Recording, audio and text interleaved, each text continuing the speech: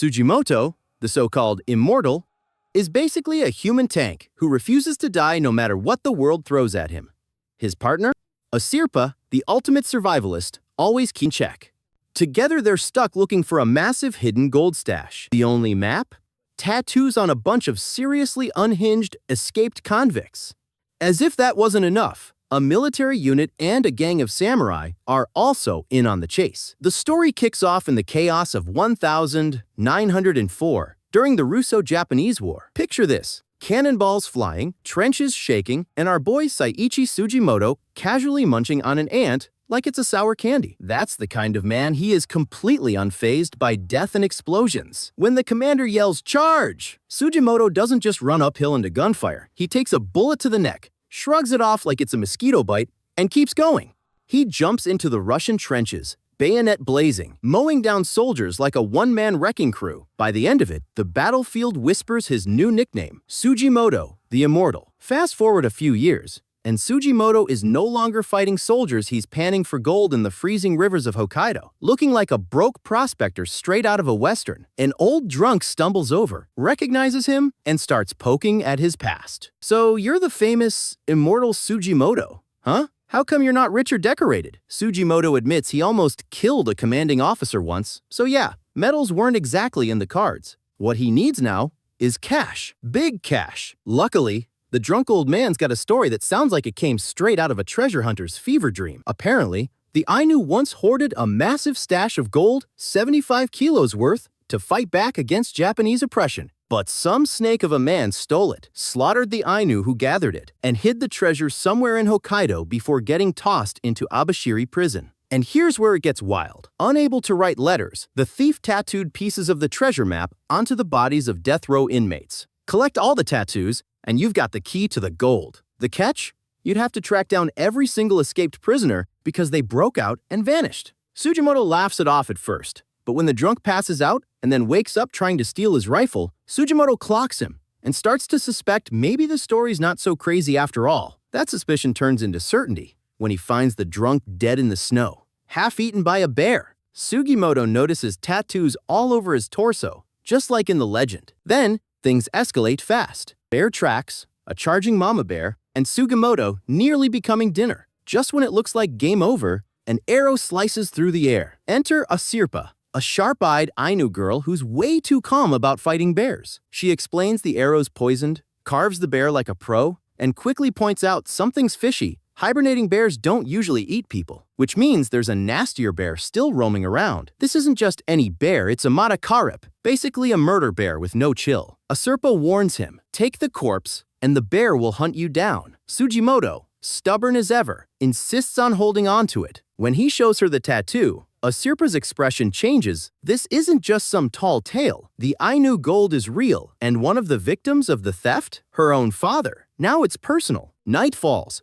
and the two prep for round 2 with the Matakarip. Sugimoto's idea is simple. Fire scares everything, right? Wrong. A Sirpa informs him bears don't give a damn about fire. They plan an ambush, using the corpse as bait. But before long, the giant beast crashes their camp. The fire dies, madness erupts, and Sugimoto ends up clinging to the monster's belly like a human backpack. Things look grim until a massive white wolf, Retar, leaps in and tackles the bear. With a Sirpa guiding him, Sugimoto stabs and shoots until the beast finally collapses. Exhausted but alive, Sugimoto introduces himself properly to a Sirpa. She tells him about her father, about her tribe, and about Retar the wolf. Sugimoto, meanwhile, sees their meeting as fate. He's chasing the gold to fulfill a promise to his fallen comrade's family, while a Sirpa wants the truth about her father's death. Their goals may be different, but their paths have collided. Sugimoto offers a deal. He'll get his hands dirty,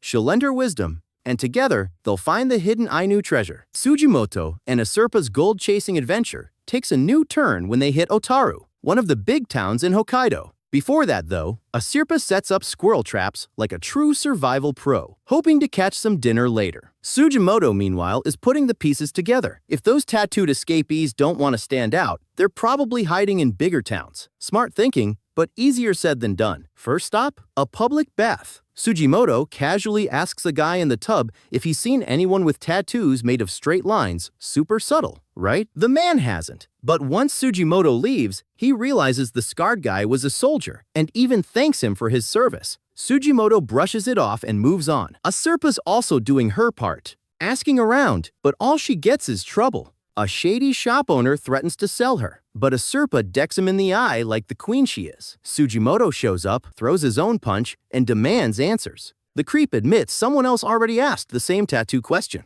Soon, Sugimoto and Asurpa realize they're being tailed. Instead of panicking, they lure the stalker into the woods. Turns out, the guy's impatient and tries to kill them. Bad move, buddy. He ends up tangled in one of Asurpa's traps, flailing around and revealing he's got one of the tattoos. Jackpot! When he wakes up, Sugimoto grills him, but the guy doesn't know much. Just that after escaping, the prisoners started offing each other, so he ran for his life. Sugimoto points out the tattoos are only useful if they're all gathered, meaning skinning the prisoners. He even points his gun, but Asurpa stops him, reminding him of his promise not to kill. Sugimoto backs down, pretending he only meant to scare the guy. They tie him up and copy his tattoo, but before they can learn more, the poor dude's head gets blown off by a sniper. Sugimoto shields Asurpa, shoots back, and Asurpa whips out some clever smokescreen tactics. The sniper gets closer, only to get caught in, another one of Asurpa's traps. Sugimoto fights him hand-to-hand and realizes this isn't just any assassin. It's a soldier from the 7th Division.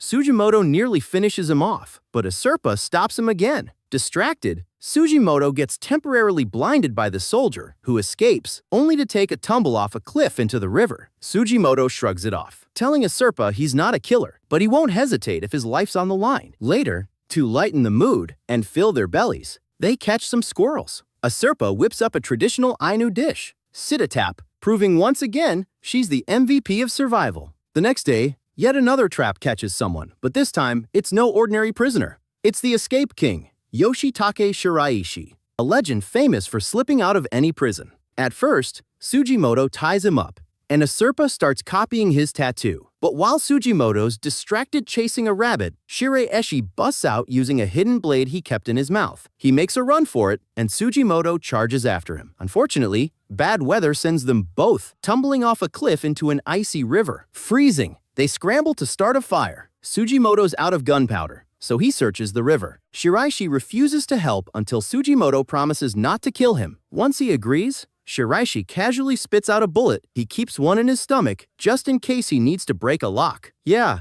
this guy's nuts. But hey, it works. They get a fire going, and Shiraishi finally spills some secrets. There were 24 tattooed prisoners, but no one knows how many are still alive. Their leader? None other than Toshizo Hijikata, the ex-vice commander of the Shinsengumi, and the faceless man who tattooed them all? The mysterious Naprabo. Meanwhile, elsewhere, the 7th Division is buzzing. Word spreads that Hyakunosuke Ogata, the sniper who fought Sugimoto, is alive, and their eccentric lieutenant, Tokushiro Tsurumi, decides to pay him a visit. After catching a rabbit, Asurpa makes sit-a-tap a mashed-up Ainu dish of raw meat, fat, and brains. Sugimoto's all in, declaring it way tastier than the squirrel they ate before. But then, he ruins the vibe by sprinkling in some miso, his favorite secret weapon. Asurpa stares at it, horrified, and blurts out, "That looks like poop," refuses to touch it. Sugimoto, meanwhile, happily munches away like a guy who just discovered instant ramen in the wild. The next day,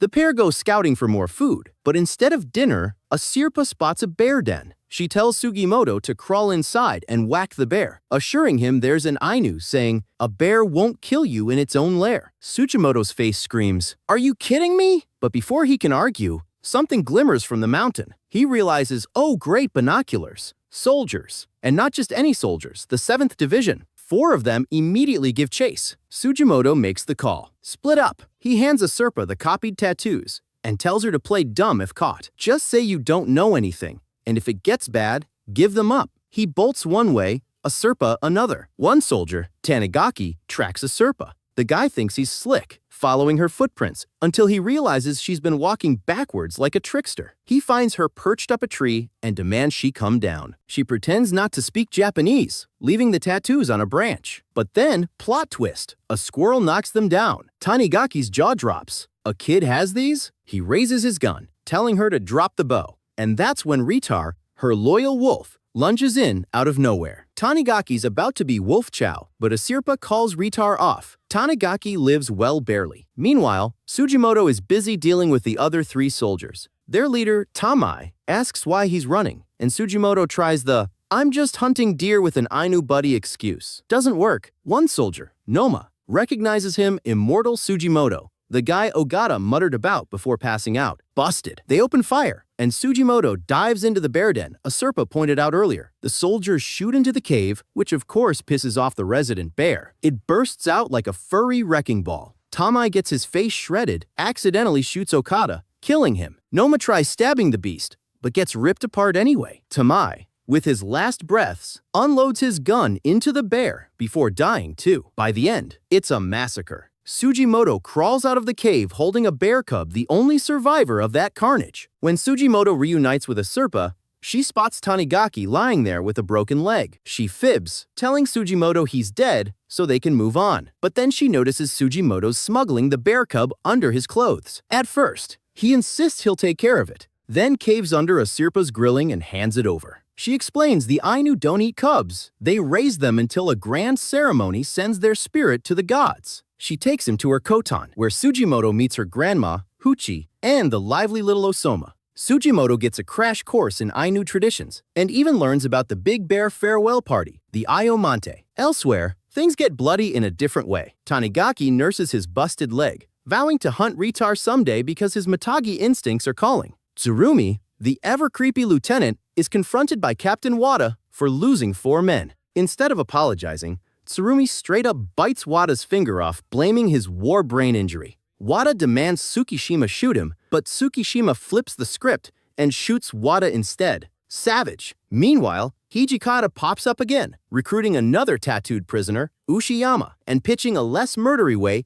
to crack the gold code. While trying to fetch his dagger to help a Sherpa clean some fish, he nearly walks straight into a deadly trap. Luckily, a Sherpa's uncle, Makanakuru, stops him just in time and casually drops some cursed gold lore. Apparently, the Ainu treasure was stolen from sacred rivers, and the goddess of water isn't too happy about it. Later, when they bring food back to Grandma Huchi, she places some behind her head. A Sherpa explains it's for her guardian spirit. Sugimoto, being Sugimoto, suggests jazzing it up with miso. Huchi politely tries it, but a Sherpa explodes. Her eternal miso war continues. The next day, Aserpaz, the local entertainer, roped into playing with village kids. They use a stick called the Kizarari, basically a DIY monster scarecrow. Sugimoto gives it a shot, but his attempt is so pitiful that a Sherpa has to step in and terrify the kids herself. That night, while everyone's asleep, Sugimoto and Makanakuru hear a wolf howl. Sugimoto remembers the white wolf that saved a Sherpa, and Makanakuru confirms it's Retar, a wolf pup a Sherpa and her dad once rescued. After her father died, a Sherpa clung to Ritar until the wolf eventually left. Makanakuru points out that a Sherpa never really smiled again until now, with Sugimoto around. Translation: he's good for her. Later, Huchi doubles down on that, asking Sugimoto to stay by a Sherpa's side and protect her. But Sugimoto, being the brooding hero type, decides the best way to protect her is to leave. So, without a word, he sneaks off into the night. Morning comes, and a Sherpa is furious. She storms around the kotan, calling for Ritar, vowing to track Sugimoto down in Otaru. Meanwhile, Sugimoto is already in Otaru, shaking down a sketchy shop owner. The guy mentions a rumor. A tattooed client roughed up a brothel girl. Sugimoto heads to investigate, but before he can get any leads, he's jumped by the 7th Division twins, Yuhei and Kuhei Nikaidu. Outnumbered, he's dragged to their boss, the ever-creepy Tsurumi. Tsurumi plays his usual mind games. Sugimoto tries to play dumb,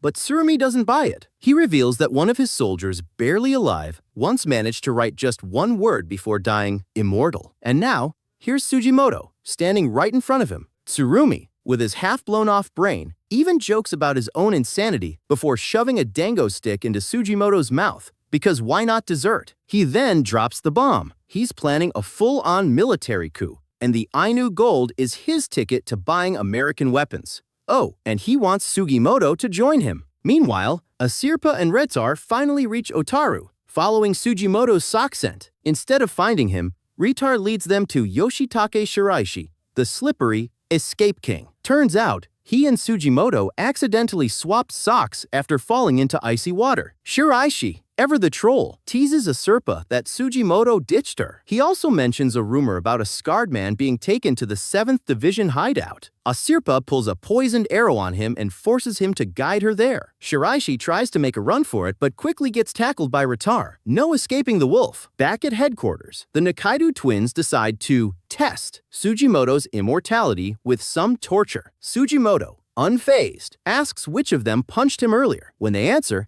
he promises to mark them so he'll never mix them up again. Then, with pure immortal energy, he knocks out Yuhei's front tooth and declares himself Sugimoto the Immortal once more. Shiraishi is actually playing guide, sneaking Asurpa right up to the 7th Division's hideout. He casually drops that Sugimoto is probably already dead, but Asurpa's not buying it. She insists Sugimoto's real strength isn't his muscles or immortality hype, it's his guts and his refusal to fear death. Right then, inside the hideout, Sugimoto is busy throwing fists with the Hokkaido twins until the soldiers break it up. Tsurumi, being his usual creepy self, tells his men to keep the brothers away from Sugimoto, probably because chaos isn't good for his schemes. Shiraishi peeks through a window, confirms Sugimoto's alive, and reports back to Asurpa. He offers to help rescue him, but only if he gets a cut of the gold. Asurpa, with zero interest in money, agrees as long as Sugimoto gets half. Armed with bear grease, Shiraishi sneaks into Sugimoto's cell and starts untying him. But before they can escape, the Nakadas show up again, looking for round 2. Yuhei insists on using a bayonet to keep things quiet, but that's a mistake. Sugimoto recognizes him by his missing tooth and goes for him. Moments later, chaos explodes, and when Tsurumi arrives, Yuhei's dead, while Sugimoto looks like he's bleeding out. Playing possum, Sugimoto begs Tsurumi to save him in exchange for the tattoos. Falling for it, Tsurumi orders his men to patch him up and loads him onto a sled. But here's the twist. Sugimoto isn't hurt at all. He literally stuffed Yuhei's intestines into his wound to fake it. Disgustingly clever. Sugimoto takes over the sled, racing off while Tsurumi gives chase. Just when it looks like Tsurumi's about to shoot him down, Asurpa fires an arrow straight into Tsurumi's horse, sending the lieutenant tumbling. But instead of shooting Sugimoto, Tsurumi lets him go, muttering about how maybe it's better to let Sugimoto gather the tattoos anyway. Back at the hideout, the whole place burns down, and while his men panic about losing the tattoos, Tsurumi just smirks. Turns out he's wearing a shirt literally stitched from tattooed skins. Yes, the guy's walking around in human leather couture. Shiraishi, now disguised as a soldier, overhears everything. Meanwhile, Hijikata is off doing his own thing, gathering allies like Nagakura and plotting with the always loud Ushiyama, hinting at something bigger than just gold hunting. Out in the forest, Sugimoto, Asurpa, and Shiraishi finally reunite. Shiraishi, always thinking with his stomach, suggests eating the sled's horse before it draws too much attention. Asurpa agrees though, more for Ritar's sake than their own. After shooting the horse, Shiraishi suggests whipping up some sakura nabe and sneaks off to borrow ingredients from nearby villagers. During the meal, Sugimoto finally opens up, admitting he didn't want Asurpa to get hurt because he couldn't face her family if something happened. But Asurpa isn't having it. She reminds him she made her choice, and he should have trusted her as a partner. Ouch. Straight to the heart. Things lighten up when Shiraishi mentions miso in the food, which grosses Asurpa out at first. But after trying it, she's hooked and demands more miso like it's her new addiction.